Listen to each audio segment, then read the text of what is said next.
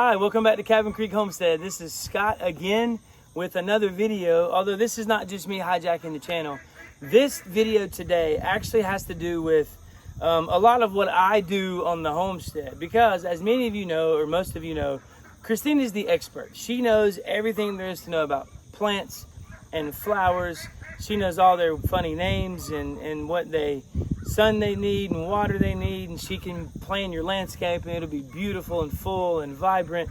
Which, by the way, I think I'm going to do a garden tour husband style video one day where I walk around all the flowers and just talk about, I don't know the names of them, so what do they look like, and you know what I think that would be really funny. But that's the sidebar. Christine is the expert when it comes to gardening and landscaping and flowers and plants. She's also the expert when it comes to animals. She grew up on a farm. I did not. So my introduction to animals was well after her and I had been married. So I don't really bring a lot to the homestead as far as knowledge and expertise of plants and animals and how to take care of them and all that kind of stuff. However, well, what do you do, Scott? Well, I'm glad you asked. My job pretty much here at the homestead is manual labor. I'm kind of the guy that Christine says, hey, honey, I need a fence over here. We're going to make a new pasture for the horses to rotate the horses, and I need a new fence over here. So I'm like, okay, where do you want it? And then I build the fence. Or hey, we need a walk-in shelter for the horses. We have a whole video about how I built that down there by the creek. Or I need a deck for the pool.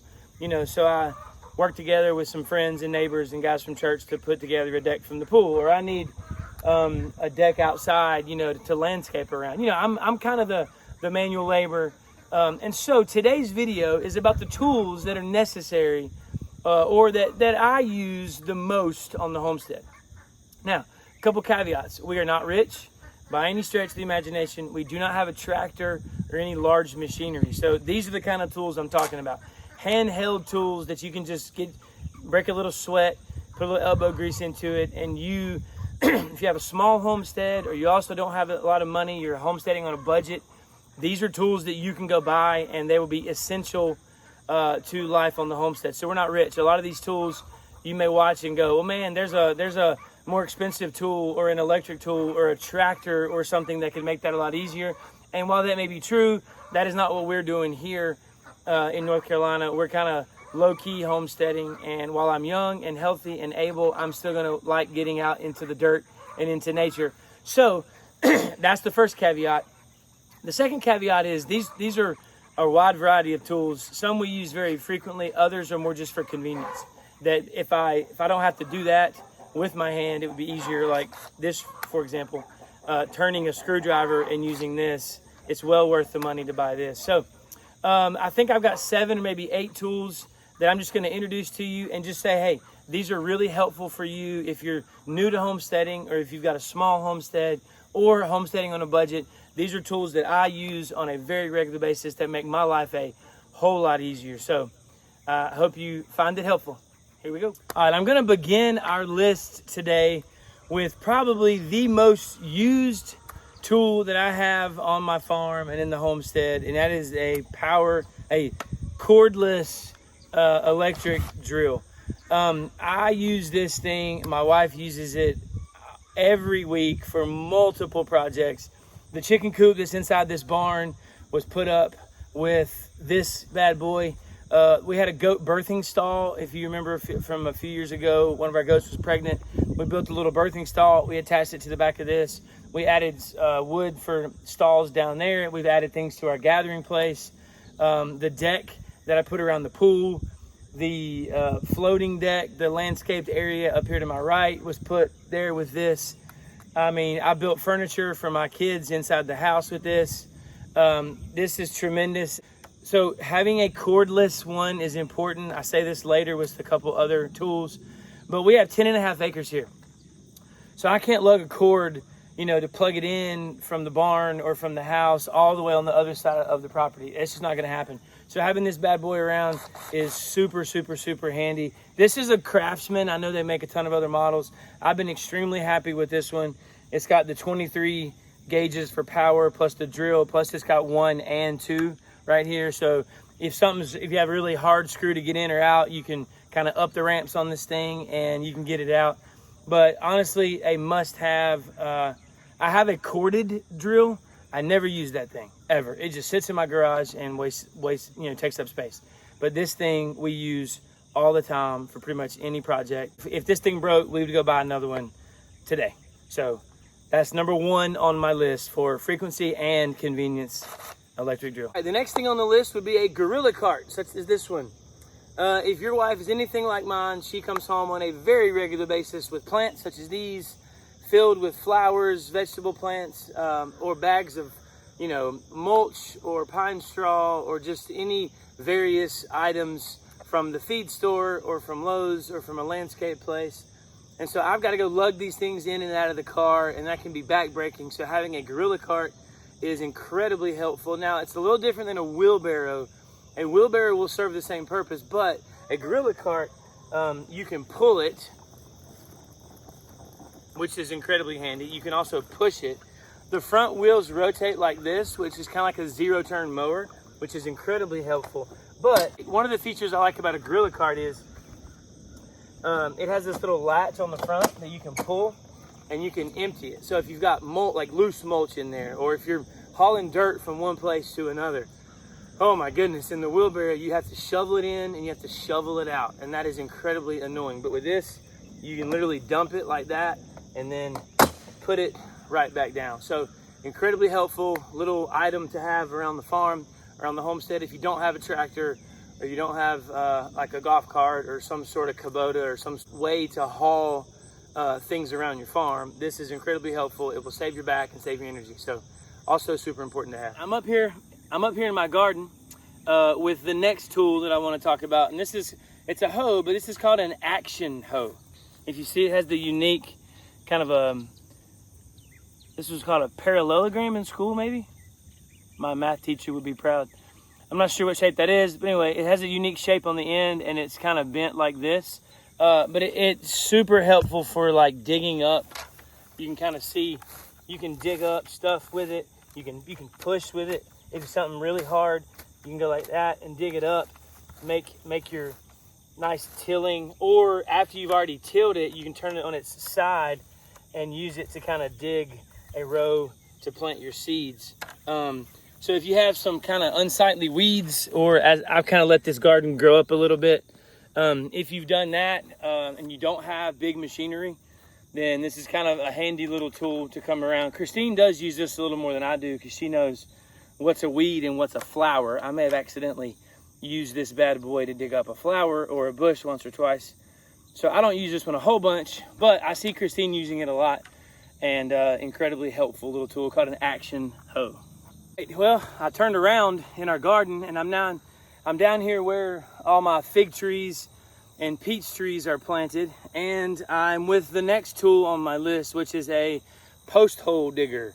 If you've seen any of our videos here at Cabin Creek, you've seen us use this thing dozens and dozens of times. It's probably the second most used tool that we own outside of the electric drill.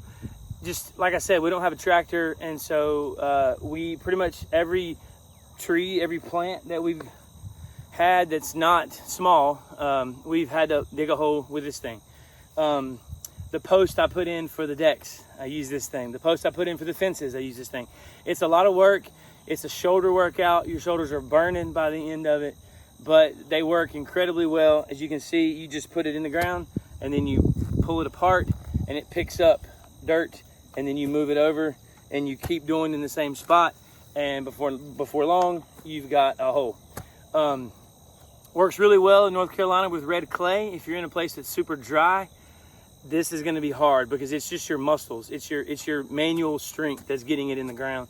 So it may not be for everybody, and like I said, it is a lot of work, but we use this thing all the stinking time. So post hole digger, if you're kind of homesteading on a budget, if you will, a must-have. All right, the next thing is these collapsible hoses. These things are tremendous. I think every farm, every homestead needs one. We had the hardest time finding hoses that would work here on the farm for two main reasons. Number one, we have really high water pressure. When you turn this thing on, the water pressure is extremely high, and so it actually bust a couple of hoses that we bought. The pressure was just too high. So we even bought pressure regulators and all kinds of things, and it still would cause problems. The second problem we had was due to, like I said, we don't have a ton of money. We're not investing a ton of money into this homestead. So we have to kind of connect the hose here and then run it across the yard, across the driveway to the pasture to fill a water trough. So we're riding over this with our car, with our lawnmower. When we had a golf cart, we're riding over that, and it got to where it would wear a place thin and the water would leak on the hoses we bought before. But these collapsible hoses, they're super durable, and they're kind of meant to be treated roughly, if you will. You can ride over them with anything. It's not going to puncture it. It's not going to put a hole in it. It doesn't kink super easy. And it's really small when it's not being used. When water's in it, it expands. So these things have been a tremendous lifesaver for us at the farm. We probably have half a dozen or more kind of all throughout the farm. So a must-have, in my opinion. The next thing that I think is really essential is a T-post driver. Now, again, remember, I don't have a tractor with an auger that I can dig holes whenever I want. We don't have the money to put up wood posts every time we want to paddock off another pasture or add another pasture or anything like that. We just don't have that kind of money. And so we have to use the cheaper option, which is T-post. And obviously this is a necessity to have a T-post driver. It's heavy. It's got a hole in one end. You put it over top.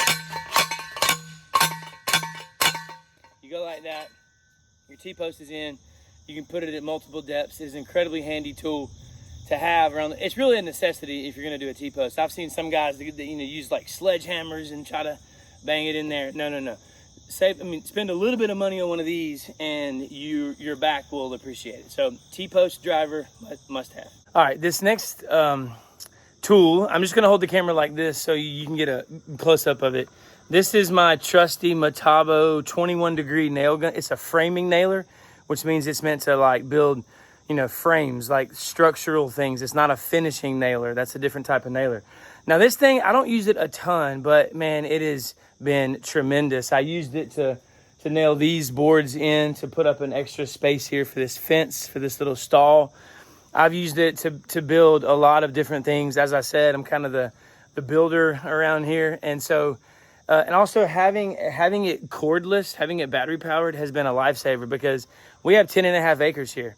And so trying to lug a cord or some sort of electricity all that far is just impossible. It's ridiculous. And so having this has been a tremendous lifesaver. Now, I know I've talked about not having a lot of money and all that, and this was about $250, I think, something like that.